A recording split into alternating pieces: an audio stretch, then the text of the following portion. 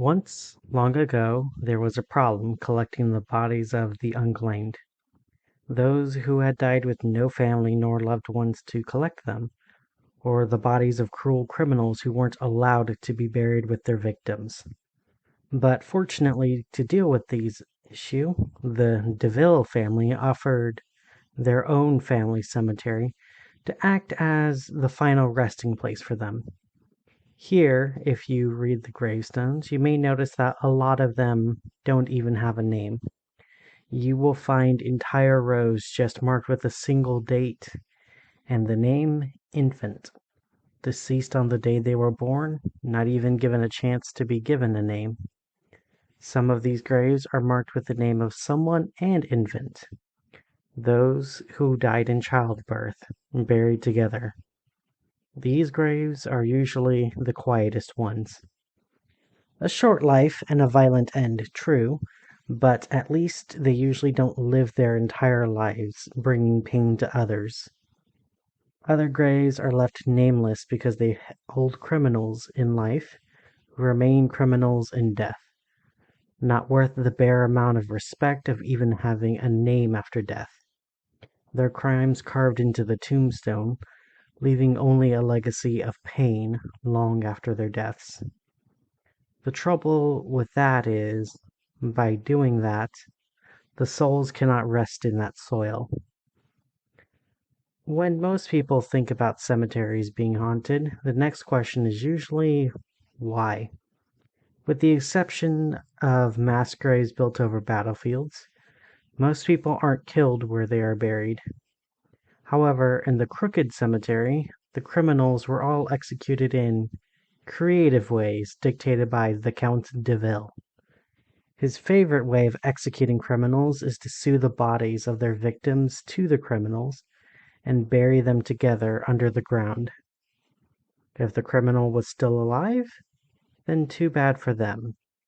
And if the criminal's victim was still alive, such as in cases of robbery, well then too bad for the victim.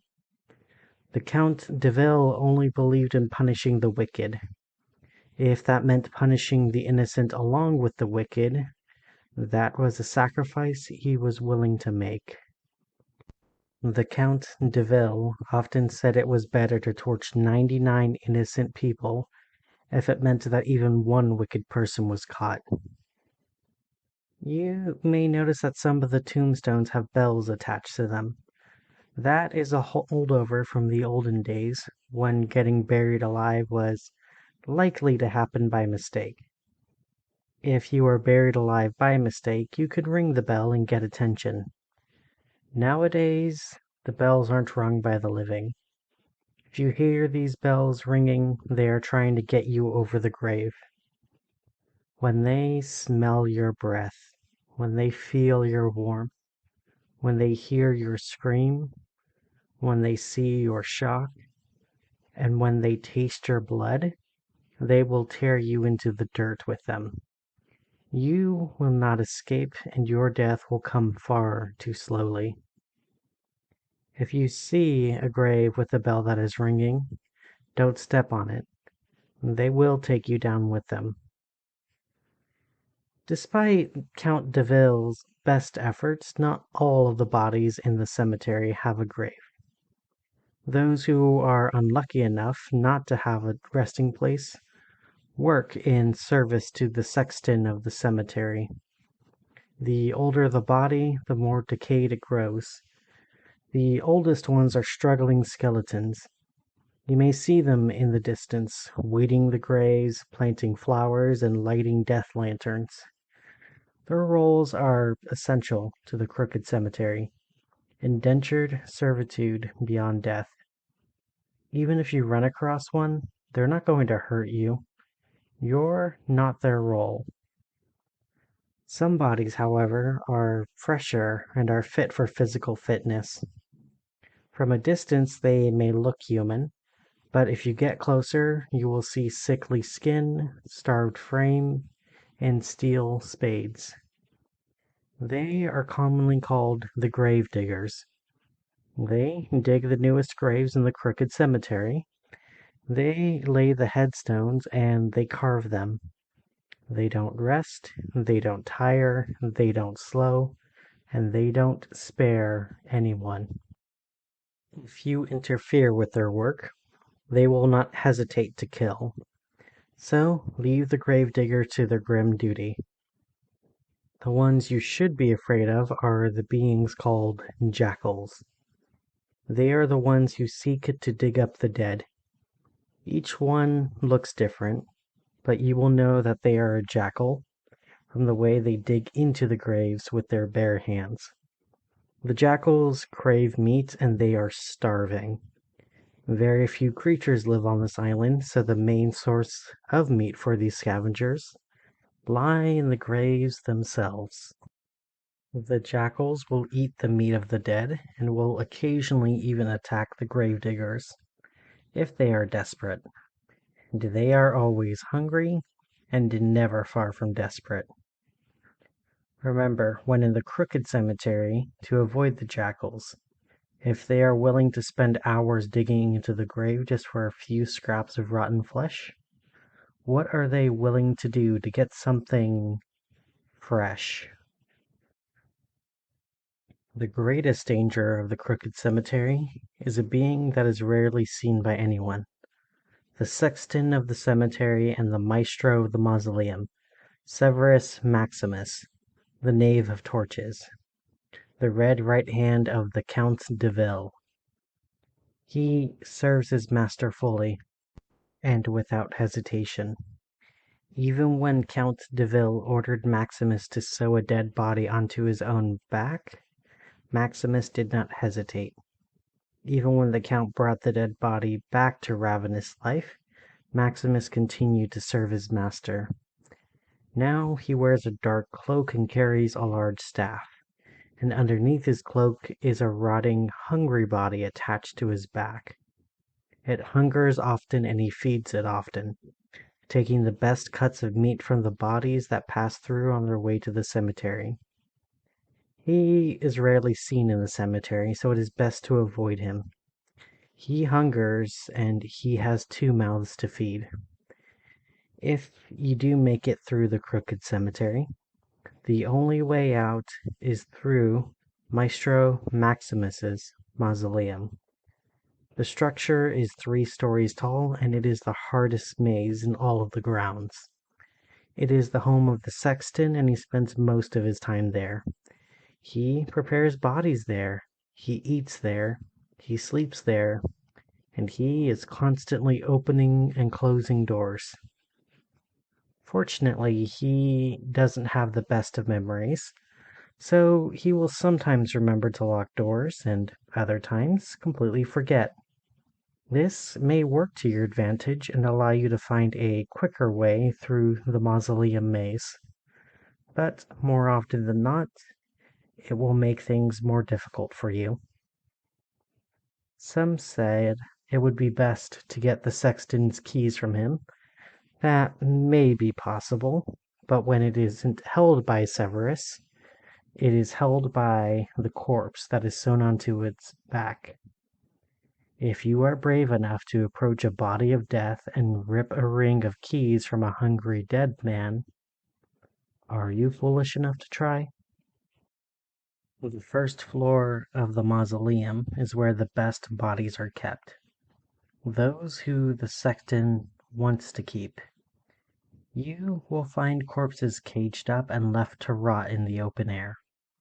These are caged for a reason. Even if they are still, it's best to keep them locked away. The gravediggers, skeletons, and jackals all come from somewhere, and the ones who aren't fit to be any of them are kept here. The abominations are kept here also. Have you ever seen a skeleton made to look like a spider or an octopus? Have you ever seen that skeleton still moving? Still screaming? The souls of every bone screaming until the end of eternity? The sexton keeps them here, along with even worse things. But it is heaven compared to the second floor. The second floor is where the sexton does all of his experiments. vials of vile liquids, formulas, solutions, and liquid pain to inject into cadavers. This is where the sexton created many monsters, some of whom were sold or traded to others.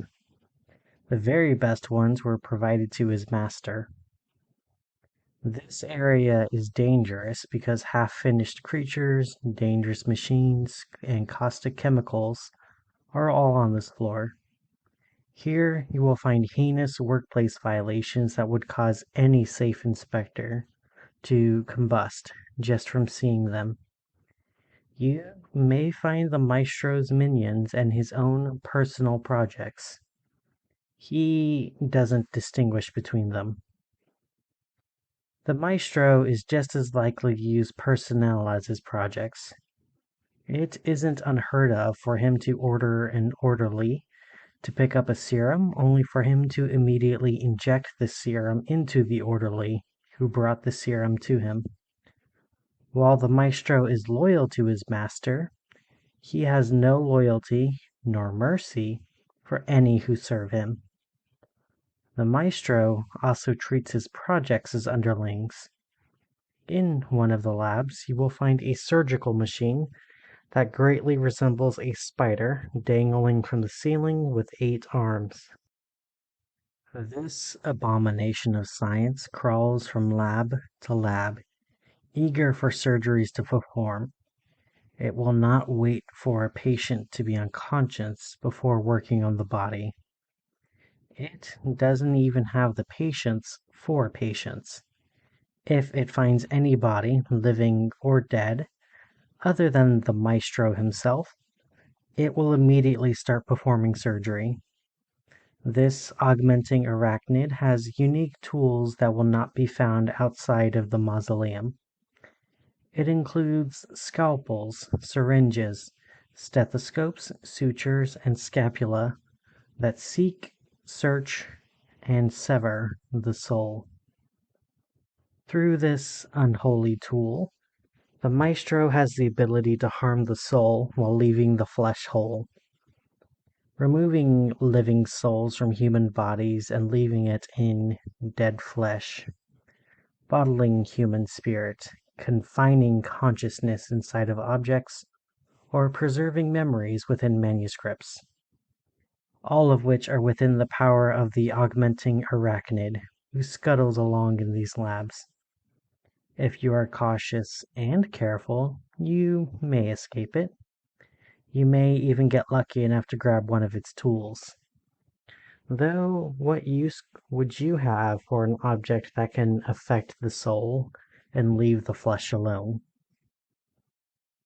Through all of these labs, you may find the stairs leading up to the third and final floor. This is the home sweet home of Sexton and Maestro.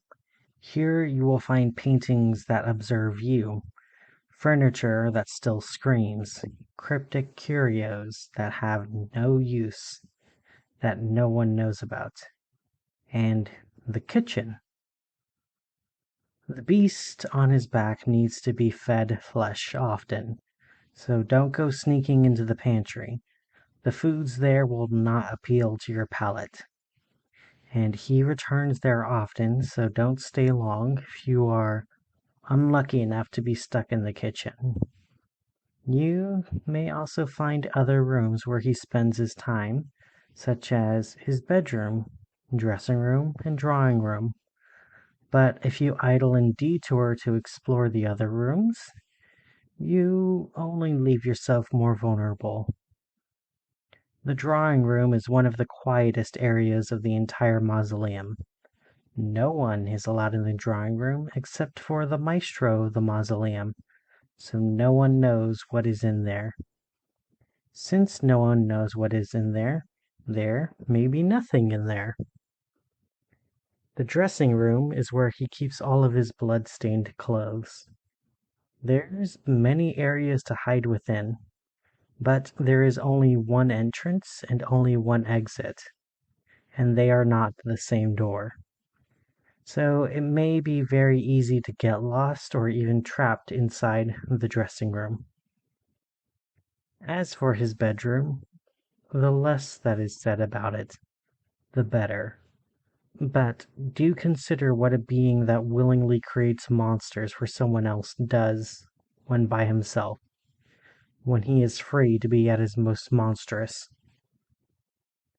If you make it through the dining room, you will find a ladder that leads to the pumpkin house. The only way to the mausoleum that leads to the center of the labyrinth. But on that ladder, if instead of going down, you can choose to go back up and wind up in the fairgrounds instead. But regardless of what you choose, if you escape the mausoleum, then you will never return to it. At least, you will not return while still alive. If you continue to the pumpkin house, you will be at the final step to find the myself mirror and solving the mystery of the labyrinth. If you make it through the personal home of Count de Ville. Or maybe turning back to the fairgrounds is more your speed. After all, very few have made it this far. This is no small feat, and it's a great victory in itself. And escape with your life is something that is not guaranteed, even if you do make it to the myself mirror.